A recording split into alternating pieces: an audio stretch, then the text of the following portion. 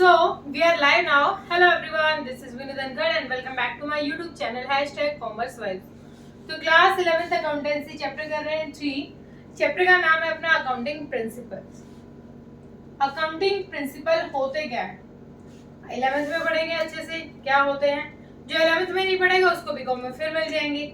जो बीकॉम में भी इग्नोर कर देगा उसको मास्टर डिग्री करोगे, एमबीए करोगे, एमकॉम करोगे, वहां पर फिर से अकाउंटिंग प्रिंसिपल हमें मिलेंगे। एक टॉपिक हर जगह होता है। सीए के लिए जो तैयारी कर रहे हैं बच्चे, सीए सीपीटी के लिए भी अकाउंटिंग प्रिंसिपल का ये टॉपिक बहुत ही ज्यादा कंपल्सरी है। ठीक है, अब देखो अकाउंटिंग प्रिंसिपल होते क्या है। कुछ रूल्स, कुछ रेगुलेशंस जो जितने भी बिजनेसमैन हैं जब वो अकाउंट्स प्रिपेयर करते हैं उनको फॉलो करने पड़ते हैं।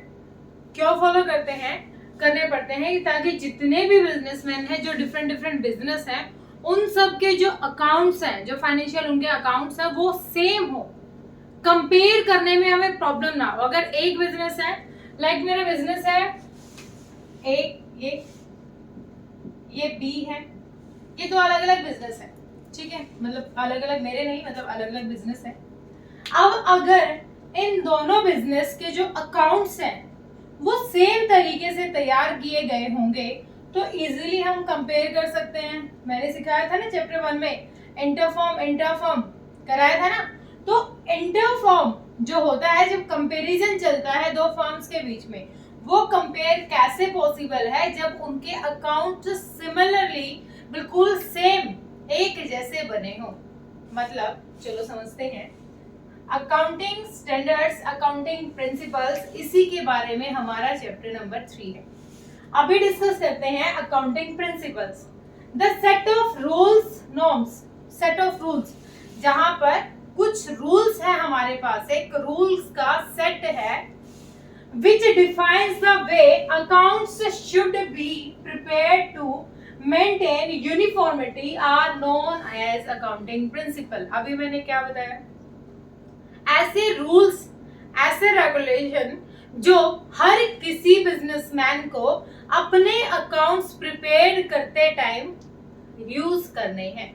ठीक है, क्यों यूज करने हैं? ताकि जितने भी बिजनेस हैं, जितने भी उनके अलग अलग जो फाइनेंशियल अकाउंट्स बनते हैं at the end of the year वो एक जैसे हों। एक जैसे क्यों हो? जब कंपेयर करने पर आए, हम जब कंपेयर करें तो उनमें ना सिमिलरिटी हो, कंपेयर करना इजी हो हमारे लिए। ठीक है, क्या है ये? सेट ऑफ रूल्स है। चलो इसको ऐसे नहीं, ऐसे समझ लेते हैं। अब कुछ बच्चे स्कूल में जो नए आए हैं, पुराने हमारे बच्चे हैं, कुछ रूल हैं स्कूल के।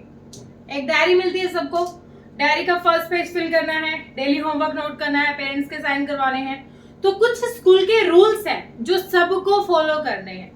उन सबको फॉलो करने का फायदा क्या होगा जब कंपैरिजन चलेगा। लाइक अभी छुट्टी हो गई है या जितने भी रूट है वो डिस्पैच हो रहे हैं, तो बच्चे जा रहे हैं क्लास से बाहर तो वो लाइन से जाएंगे, ये एक रूल है।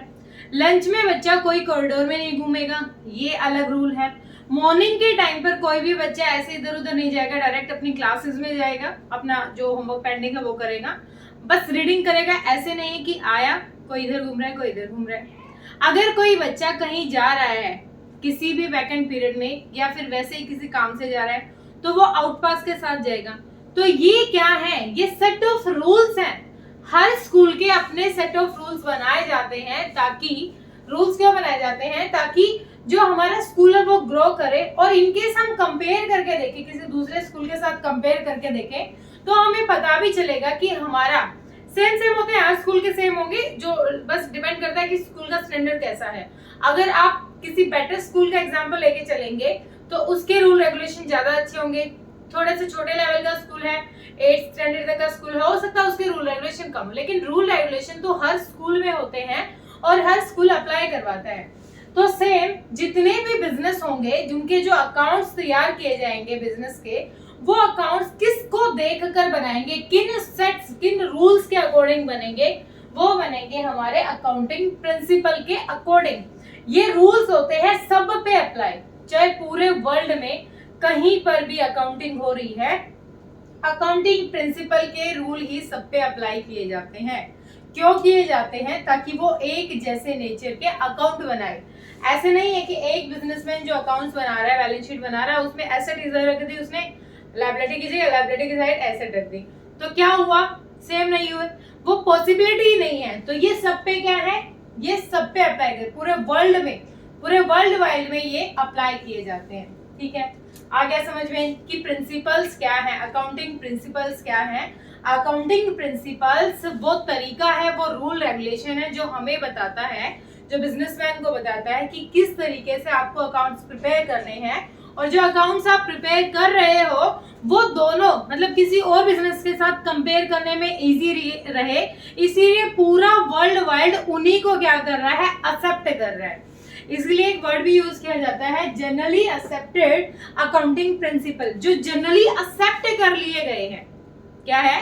जनरली एक्सेप्ट कर लिए गए हैं ऐसे अकाउंटिंग प्रिंसिपल जो सबने एक्सेप्ट कर लिए हैं, जिनमें किसी को कोई कमी नहीं लगेगी, वो रूल रेगुलेशन सब पे अप्लाई हो अच्छे से, ताकि उनके जो अकाउंट्स है वो एक जैसे दिखे। ठीक है, अब देखो कैरेक्टरिस्टिक्स की बात चल रही है। कैरेक्टरिस्टिक्स क्या होती है? खास बातें, कैरेक्टरिस्टिक्स। सबसे पहली बात तो uniform set of rules. Set of rules है ये, सेट ऑफ रूल्स एक यूनिफॉर्म तरीके से, यूनिफॉर्म मतलब सिमिलर हो, जो सब पे अप्लाई हुआ हो। ठीक है, जब कंपेयर किया जाए तो किसी दूसरे के अकाउंट में कुछ चेंज ना हो, क्योंकि मैंने अभी बताया ना जनरली एक्सेप्टेड अकाउंटिंग प्रिंसिपल, ऐसे प्रिंसिपल जिनको पूरे वर्ल्ड में एक्सेप्ट कर लिया गया है। तो अगर सबने एक्सेप्ट किया है तो एक यूनिफॉर्मिटी आएगी, यहाँ पर सबके एक जैसे अकाउंट्स बनेंगे, ताकि जब हम इंटर फॉर्म करें या फिर इंटर फॉर्म करें, कंपैरिजन करें, कंपेयर चले, तो इजीली हम कंपेयर कर सकते हैं कि पिछले साल के कंपेयर में हमने कितनी ग्रोथ की है, हमारी बैलेंस शीट पिछली बार क्या कर रही थी, अब की बार क्या कर रही है, या किसी दूसरे बिजनेस के साथ कंपेयर करें तो भी हमारे लिए क्या हो? इजी हो। Uniform set of rules, clear. Second इसकी कैरेक्टरिस्टिक्स है मैन मेड। मैन मेड, ये इंसान नहीं बनाए, ऐसे नहीं कि ऊपर से उतर गए, भगवान ने बनाया है, इंसान ने ही बनाए हैं, और वो अच्छे लगे। जब इंसान ने बनाए वो अच्छे लगे, इसलिए वो यूज में ले लिए गए हैं। तो हर कोई फॉलो करता है इन रूल्स को। सेकंड क्या है? ये इंसान ने बनाए, ये मैन मेड है। क्या कह सकते हैं हम? ये accounting principles are man made. Third one is accounting principles are flexible. Flexible कैसे? फ्लेक्सिबल मतलब जिद्दी नहीं है, ये जिद्दी मेरे जैसे, मतलब ये चेंज हो सकता है इनमें। क्या? फ्लेक्सिबल का मतलब होता है जिसमें हम चेंज कर सकें। चेंज मतलब ऐसा नहीं कि एक बार जो मान लिया वो मान ही लिया, नहीं, इसमें हम चेंज कर सकते हैं अकॉर्डिंग टू नीड, चेंज किए जा सकते हैं, बदले जा सकते हैं। ये क्या? Accounting principle, clear. Fourth is generally accepted. Generally accepted मतलब सबने एक्सेप्ट कर लिया है इसको, मैन मेड है तो जनरली ये सबने एक्सेप्ट कर दिया, पूरे वर्ल्ड वाइड में इसको एक्सेप्ट कर लिया गया है। किस लिए एक्सेप्ट किया गया? ये 3 पॉइंट हैं जो फर्स्ट चैप्टर में भी हो चुके हैं। किस लिए एक्सेप्ट किया गया था इनको? कि जो अकाउंट्स प्रिपेयर्ड हो रहे हैं, जिन अकाउंट्स को हमने बनाया है, वो अकाउंट्स क्या हो, उन यूजर्स के लिए, जो इंटरनल और एक्सटर्नल यूजर्स हैं, उन यूजर्स के लिए यूजफुल हो, कंपेयर करने के लायक हो, समझने लायक हो। ठीक है, और एक कौन सा रह गया? रिलेवेंस हो। रिलेवेंस तो इसी में लिखा हुआ है, रिलेवेंस हो, रिलायबल हो। ठीक है, रिलेवेंस होता है यूजफुल, रिलायबल क्या हो गया? रिलायबल होता है ट्रस्टवर्दी, जो भरोसेमंद हो।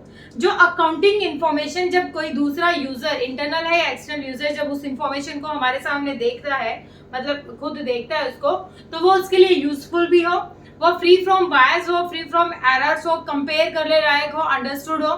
ये सारे क्या होते हैं? Generally accepted. तो कैरेक्टरिस्टिक्स समझ में आ गई है। जिस बच्चे ने फर्स्ट चैप्टर बहुत अच्छे से किया है, उसके लिए कोई डाउट नहीं होगा अकाउंटिंग प्रिंसिपल को समझने में। ठीक है, नीड क्या है, जरूरत क्या है अकाउंटिंग प्रिंसिपल्स की? जरूरत क्या है? सबसे पहली बात तो सबके अकाउंट एक जैसे बने। सबसे पहली नीड तो यही है कि जो जितने भी अकाउंट्स प्रिपेयर किए जाते हैं पूरे वर्ल्ड में, पूरे इंडिया में, उनकी जो बनाने का तरीका है वो सबका एक जैसा हो। पहली नीड तो यही है। ठीक है, सेकेंड नीड होगी कि जो इंफॉर्मेशन है, accounting information is better understood if it is prepared followed the set of accounting uniformly. Accounting principle को अगर सेट ऑफ रूल्स के अकॉर्डिंग बनाते हैं तो वो यूजर्स को समझने में क्या रहेगा, इजी रहेगा, अच्छे तरीके से वो उसको उस इंफॉर्मेशन को समझ में मतलब समझ सकता है। यूजर होते हैं हमारे दो तरीके के, इंटरनल और एक्सटर्नल। इसके लिए आप चैप्टर 2 की वीडियो देखें। फॉलोड बाय ऑल एंटिटीज, जितने भी बिजनेस हैं, जितनी भी एंटिटीज हैं, हर कोई अकाउंटिंग प्रिंसिपल को फॉलो करता है, ठीक है। Becomes meaningful and useful for users, same वो अभी मैंने बताया, यहाँ पर हो गया था क्लियर कि जो अकाउंटिंग इंफॉर्मेशन होती है, अकाउंटिंग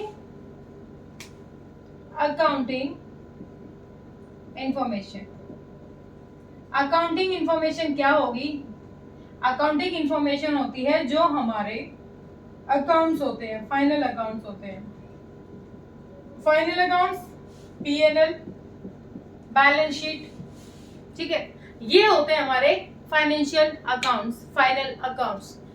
ये सबके एक जैसे बने, नीड किस लिए है, ताकि सबके एक जैसे बने, सबके समझने लायक बने, कंपेयर करने लायक बने। अगर यूजर्स देखें उसको तो यूजर को लगे कि हाँ ये यूजफुल इंफॉर्मेशन है हमारे लिए। क्लियर हुआ? आगे है नेचर। नेचर कैसा है, जो अकाउंटिंग प्रिंसिपल हैं उनका नेचर कैसा है। एक तो है अकाउंटिंग कॉन्सेप्ट्स, एक है अकाउंटिंग कन्वेंशंस। अकाउंटिंग कॉन्सेप्ट्स क्या होते हैं, वो अजम्पशंस, क्या जो अजम्पशंस, जो फंडामेंटल अजम्पशंस है वो क्या होती है हमारे अकाउंटिंग कॉन्सेप्ट्स। और अकाउंटिंग कन्वेंशंस क्या होते हैं, जो आउटकम आया है, जो पिछले जो जितने सालों से जो धारणाएं हैं वो क्या होती है कन्वेंशंस। अकाउंटिंग कन्वेंशंस क्या हो गया, आउटकम्स ऑफ अकाउंटिंग ट्रेडिशन, जो पीछे से चलता आ रहा था जो ट्रेडिशन के अकॉर्डिंग, ठीक है। क्लियर हुआ? ज्यादा अच्छे से यहाँ समझ में आएगा। अकाउंटिंग कॉन्सेप्ट्स हमारे 3 होते हैं, going concern assumptions, consistency assumptions, accrual assumptions, और ये होते हैं 11। ये नेक्स्ट वीडियो में डिस्कस करेंगे। आज की वीडियो में हमारा यही हो पाएगा अच्छे से। Going concern assumption, going concern चलता रहे, गोइंग कंसर्न मतलब जो चलता रहे, जो रुकने के लिए ना बनाया हो। क्या है, जो रुकने के लिए नहीं बनाया है। एक बिजनेस मैंने शुरू किया है तो मैं अपने दिमाग में ये नहीं सोचूंगी कि मैं सिर्फ 3 महीने के लिए बिजनेस चलाऊंगी।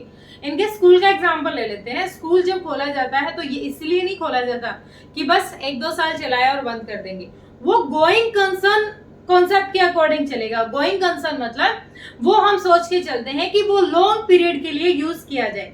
अब इसको ज्यादा बेटर समझने के लिए इसमें मैंने जो कराया था, मैंने तुम्हें ये बताया था कि नॉन करंट और करंट, ये 2 तरीके की एसेट्स बताई थी। 2 तरीके की एसेट थी, नॉन करंट और करंट। करंट एसेट जो विद इन द ईयर कभी भी पैसे में हम कन्वर्ट कर सकते हैं। Non current going concern, non current मतलब 1 साल से ज्यादा, जिन एसेट्स को हमने 1 साल से ज्यादा के लिए यूज करने के लिए खरीदा था, ठीक है, वो किस पर्पज से खरीदा होगा, गोइंग कंसर्न अजम्पशन। लंबे पीरियड तक सिर्फ चलता रहे, ये नहीं है कि आगे रुक गया, लंबे पीरियड तक हम उसका यूज करें, ठीक है। इसका एक एग्जांपल ले सकते हैं, जैसे नॉन करंट एसेट, कोई एसेट है, ठीक है, एसेट खरीदी हमने तो हर साल हम उसको डेप्रिशिएट करते आ रहे हैं, उसका अमाउंट भी डिडक्ट करते आ रहे हैं, क्योंकि हम उसको क्यों करते, ऐसे नहीं कि 3 महीने खरीदी और बेच दी तो वो तो करंट में हो जाएगी, विद इन द ईयर हो जाएगी। नॉन करंट मतलब लॉन्ग पीरियड के लिए, जिसका हमें फायदा क्या लेना है, लंबे टाइम के लिए लेना है। तो बिजनेस कभी भी शॉर्ट टाइम के लिए कोई नहीं बनाता, लंबे पीरियड के लिए सोच के चलता है। तो ये क्या हो गया, ये गोइंग कंसर्न, कि कोई बिजनेस सेट किया गया है वो कंटिन्यू लॉन्ग पीरियड के लिए ही स्टार्ट किया गया होगा, ठीक है। ये हमारा पहला कॉन्सेप्ट था। सेकंड कहता है कंसिस्टेंसी अजम्पशन। कंसिस्टेंसी अजम्पशन मतलब एक मेरा साल ये, एक मेरा ये, मेरा ये, लॉन्ग पीरियड तक, जब लंबे पीरियड तक हम चाहे कि वो चलता रहे, उसकी कंसिस्टेंसी बनी रहे। मतलब एक तो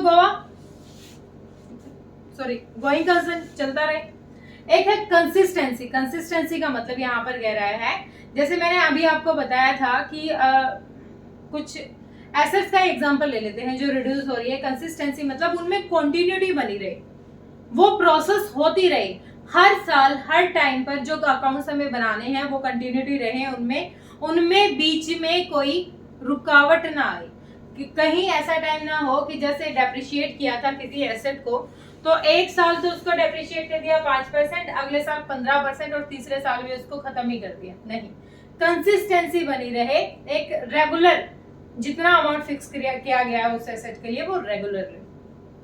थर्ड है एक्रूअल अजम्पशन। एक्रूअल अजम्पशन सबसे मस्ट पॉइंट होता है, जैसे मेरा बिजनेस है मैंने एक बिजनेस स्टार्ट किया है और आज मेरी सेल हो गई है 4,000 रुपए, ठीक है, और उसका पैसा मुझे मिलेगा अगले 3 महीने में। सेल मेरी हो गई आज, उसका पैसा मिलेगा मुझे अगले 3 महीने में। तो ये नहीं है कि जिस दिन पैसा मिलेगा उस दिन मैं रिकॉर्ड करूंगी, नहीं, जिस दिन मैंने सेल कर दी उसी दिन हम क्या कर देंगे, रिकॉर्ड कर देंगे। तो ये होता है एक्रूअल अजम्पशंस। क्या होते हैं एक्रूअल अजम्पशन? मतलब जिस दिन ट्रांजैक्शन हुई, जिस दिन हमारा सेल हुई, उसी दिन रिकॉर्ड कर देना। तो ये 3 तो है कॉन्सेप्ट, क्लियर हो गया होगा। और बाकी जो रूल्स हैं, जैसे सेपरेट एंटिटी है, अलग अलग 11 तरीके के हैं, उनके लिए एक अलग वीडियो बनाऊंगी। होप यहाँ तक क्लियर हुआ होगा। अगर किसी बच्चे का एक सिंगल डाउट भी है तो आप कमेंट सेक्शन में डालिए। दोबारा से रिपीट कर रही हूँ, सिर्फ और सिर्फ क्या है, सेट ऑफ रूल्स हैं जो हमें बताते हैं कि अकाउंट्स किस तरीके से प्रिपेयर करने हैं ताकि जितने भी बिजनेसेस सबके अकाउंट एक जैसे हो। क्लियर? बिल्कुल बेसिक था, होप क्लियर हुआ होगा। कोई डाउट है तो कमेंट सेक्शन डालिए बेटा, और अगर आप मेरे चैनल पे नए हैं तो प्लीज पहले मेरे चैनल को सब्सक्राइब कीजिए। Thank you so much.